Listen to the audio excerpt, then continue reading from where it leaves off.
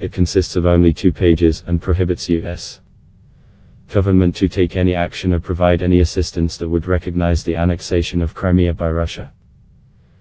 The policy of the United States not to recognize the de jure or de facto sovereignty of the Russian Federation over Crimea, its airspace, or its territorial waters, the document says. Thus, it is noted that the President of the United States in some cases may violate this provision if it is extremely important to the national security interests of the United States.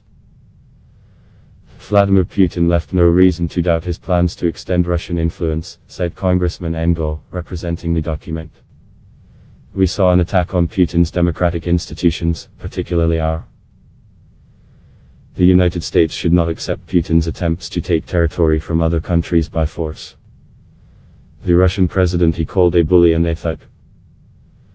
Congressman Adam Sanger also noted that Russia continues to hold 24 Ukrainian sailors captured during the incident in the Kerch Strait. In Russia, they are accused of provocation and violation of the state border. Who's next? Moldova, Georgia, the Baltic states. The Russian annexation of Crimea has provoked the Ukrainian crisis and cost tens of thousands of lives, said Mr. Connolly. Document the congressman supported by an overwhelming majority. During the discussion there was not a single parliamentarian who expressed a different point of view or criticized the initiative. The same unity Congress demonstrated by adopting this resolution, which called for justice in the murder of Russian opposition leader Boris Nemtsov and to conduct a fair investigation of this case. The House of Representatives condemns President Vladimir Putin and his regime for the persecution of their political opponents and harboring the killers of Boris Nemtsov, who worked for the good of democracy and human rights in Russia, said in a resolution. The document calls on the U.S.